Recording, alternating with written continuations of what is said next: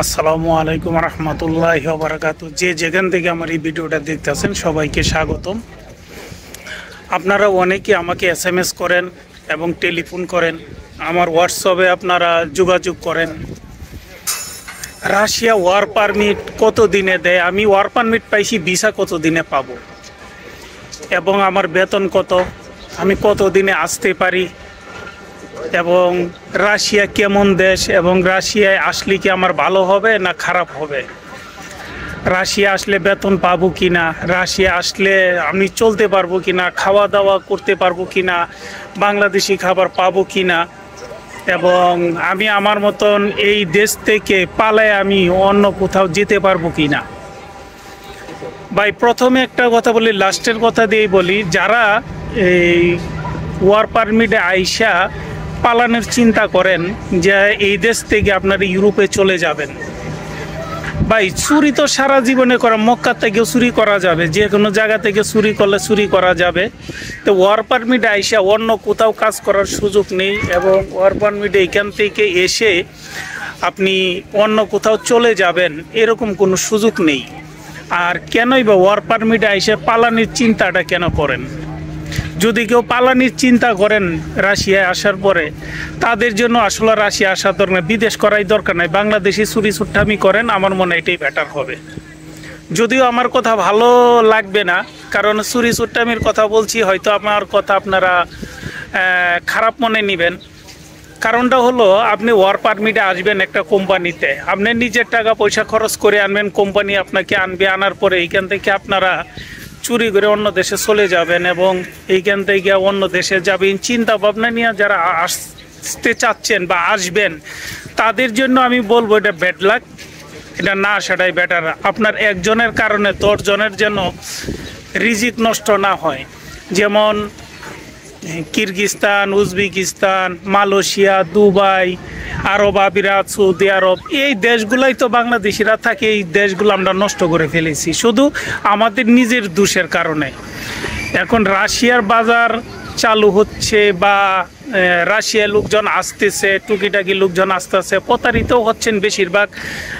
80% লোকই 80 বা 90% লোকই প্রতারিত হচ্ছেন, 10% লোকজন রাশিয়া আসতেছেন।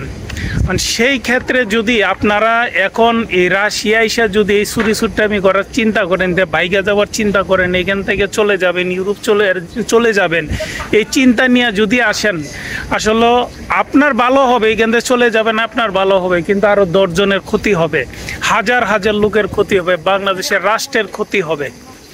তা আমার মনে হয় আপনার এখান থেকে না আসাটাই বেটার। দ্বিতীয় কথা হলো, বেতন কেমন দেয় রাশিয়ায়? রাশিয়ায় আসলে যারা আসবেন কোম্পানির মাধ্যমে, যারা আসবেন কোম্পানিতে চাকরি পাওয়ার পরে ওয়ার পারমিট পরে আপনাকে বেতন দিতে বাধ্য। 2 দিন আগে 2 দিন পরে, হয়তো 10 তারিখের জায়গায় 20 তারিখে দিব, 20 তারিখের জায়গায় 15 তারিখে দিব, 1 তারিখের জায়গায় 5 তারিখে দিব, কিন্তু বেতন দিতে হবে। এই দেশের ল আইন খুব কঠিন, বেতন না দিলে জেল, জরিমানা, ফাইন, অনেক কিছুই হবে, যা বলার ভাই। এই কোম্পানির বেতন দিতেই হবে, এটা নিয়ে কোনো ছাড় নেই। তারপরে রাশিয়ায় খাওয়া দাওয়া, আসলে কি আমরা বাংলাদেশি মানুষ চিন্তা করি আগে খাওয়ান দাওয়ান চিন্তাটা না করে পৃথিবীর মানুষ সবাই খায় থাকে। বাংলাদেশের মানুষ, আমরা বাঙালি খাবার পৃথিবীতে যেখানেই যান না কেন কোনো না কোনোভাবে আপনি পেয়ে যাবেন। যদি কেউ বলে যে না পাবেন না, এটা মিথ্যা কথা। যেমন আমি রাশিয়ায় থাকি, আমি ব্যক্তিগতভাবে আমি বলি, আমি সব পাই, আমার কোনো সমস্যা হয় না, টোটালি আমার কোনো সমস্যা না। চাল, ডাল, তেল, পেঁয়াজ, মরিচ, হয়তো ঘুরতে হয়, দেখতে হয়, আমি তো মরিচ খাই না, মরিচটা খুবই দামি। 1 পিস মরিচের দাম হইল 10 রুবল, 20 রুবল, 30 রুবল, 25 রুবল, 50 রুবলও হয় কিছু কিছু ক্ষেত্রে। তো আমি মরিচ না খাইলে আমার চলে, আমি মরিচ খাই না, এই জন্য আমার চলে। অন্যজনের মরিচ যদি না চলে, মরিচ না খাইলে গোষ্ঠী যদি না বাঁচে, সেই ক্ষেত্রে গোষ্ঠী বাঁচানোর লাগিয়া বাংলাদেশ থেকে আসার সময় মরিচের ডিব্বা প্যাকেট নিয়ে আইবেন, তাইলে মরিচ খাইতে পারবেন। যাদের মরিচের লাগিয়ে জীবন যায়, মরিচ ছাড়া চলতে পারে না, ওই যে একটা অ্যাডভার্টাইজ আছে না, তীর ছাড়া আমার একদিন চলেই না। ঠিক আপনার যদি এরকম নাই চলে তা আপনারা বস্তা বইরে আসার সময় নিয়ে আসবেন। এখানে মাছের দামটা বেশি, মাছ পাবেন, মাছের দাম বেশি, সব কিছুই পাবেন, না পাওয়ার কিছু নেই। ঠিক আছে। আর রাশিয়া যেহেতু সব সময় থাকে, ঠান্ডা থাকে, ঠান্ডার সিজনে অনেক ঠান্ডা, সেটা চিন্তা করেই আসতে হবে। কারণ যদি মনে করেন যে এইখানে আপনার হচ্ছে না, এই ঠান্ডায় আমি থাকতে পারবো না, অ্যালার্জি আছে, সেই ক্ষেত্রে আপনার না আসাটাই বেটার।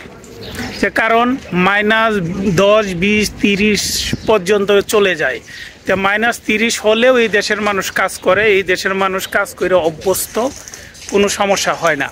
তা আপনারও হবে না, কারণ যেহেতু ভিতরে অনেক কিছুই পরবেন, জ্যাকেট ম্যাকেট পরবেন, এটা নিয়ে সমস্যা মনে হয় না। আর গরমের দিনে যে দাঁড়িয়ে আছি, অনেক গরম, আজকে হলো +32, এই 32+ অনেক গরম, শরীর কিন্তু গামে না। এই দেশের মানুষ হাঁসফাঁস করে, মানে মারা যাওয়ার অবস্থা। কিন্তু ঠান্ডার সময় মানুষ মারে না, বা আমাদের দেশের মানুষ ঠান্ডায় মানুষ মারা যায়, এই দেশের ঠান্ডায় কখনো মানুষ মরে না।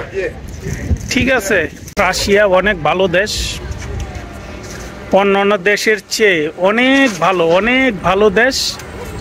এবং রাশিয়া আসলে কেউ চিন্তা করবে না ভাগার জন্য, কেউ খারাপ চিন্তা করে না আসাটাই বেটার আমার মনে হয়। আর রাশিয়া সব কিছুই পাওয়া যায়, যেহেতু মুসলমান কিছু আছে, সেই ক্ষেত্রেও আপনারা অনেক কিছুই পাবেন, এটা নিয়ে কোনো সমস্যা হবে না আশা করি। থাকা খাওয়া একটু ঠান্ডা বেশি আর কি। আর রাশিয়ান ভাষা যদি শিখতে পারেন তাহলে তো আর কোনো কথাই নাই, সব কিছুই পাবেন। তারপর হলো আরেকটা জিনিস, যে রাশিয়া আপনারা ওয়ার পারমিট পাইছেন, ভিসা পান নাই। ভাই ওয়ার পারমিট পাইছেন, ভিসা পান না, এটা ওয়ার পারমিট পাইলেই তো ভিসা পাওয়ার কথা। হয়তো এম্বাসিতে বই জমা দিলে 2, 4, 5 দিন 10 দিন পরে হয়তো এটা একটা ডেট দিবে, সেই ডেটে আপনার এটা পাওয়ার কথা। আমি যতটুক জানি বা আমি নিছি, এটা আমি নিজেই বলতে পারি যে ওয়ার পারমিট পাইছি, যে কোনো ভিসা হওয়ার পরেই কিন্তু ওয়ার পারমিটটা হয়। তো ভিসাটা যদি আপনি না পান তাহলে ওয়ার পারমিট কিভাবে পাবেন? আমার যদি ভুল হয় ক্ষমা দৃষ্টিতে দেখবেন, কিন্তু আমি যেটা নিজে পাইছি, প্রথমে আমি ওয়ার পারমিট পাইছি, তারপরে ভিসা পাইছি। তো যে দিন পাইছি পরের দিন আমি জমা দিছি, 3 দিন পরে আমাকে ভিসা দিয়ে দিছি, স্টিকার দিয়ে দিছে। এখন আপনারা কত দিনে পাবেন সেটা আমি বলতে পারবো না, এম্বাসি বলতে পারবে, এবং আপনার যে এজেন্সির সাথে কাজ করতেছেন তারা এটা বলতে পারবে কবে দিবে বা কবে পাবেন। এটা ওনারাই বুঝেন, আমি আর অ্যাম্বাসাডারও না, আমি কোনো এম্বাসি লোকও না, এই ক্ষেত্রে আমার জানার কথা না। এটা আপনাদের অভিভাবক যারা, তারা এটা বলতে পারবে। আর বেতন নিয়ে তো আপনাদেরকে বললাম, বেতন আপনারা যে এগ্রিমেন্ট করে আসবেন সে এগ্রিমেন্ট অনুযায়ী বেতন দিতে হবে। বেতন নিয়ে কোনো ছাড় নাই, কোনো টাল বাহানা নাই, কোনো কিছু নাই, বেতন পাবেন, বেতন নিয়ে কোনো ঝামেলা নেই। আর রাশিয়া আসলে ওই যে শীত আপনার ঠান্ডা, এটা আপনাকে মেনে নিতেই হবে, যে এখানে ঠান্ডা থাকে প্রচুর পরিমাণ, সেই ক্ষেত্রে আপনার এটা ওয়েদার মেনে নিতে হবে। ঠিক আছে। আরও যদি কোনো কোশ্চেন থাকে অবশ্যই আমাকে নিচে দেয়া লিখে যাবেন, আমি অবশ্যই উত্তর দেওয়ার চেষ্টা করব।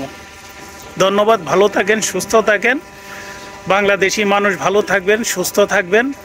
আশা করি সবাই যারা যারা রাশিয়া আসার জন্য আবেদন করছেন, আল্লাহ যেন আপনাদের সবার মনের আশা কবুল করে। আসসালামু আলাইকুম ওয়া রাহমাতুল্লাহ।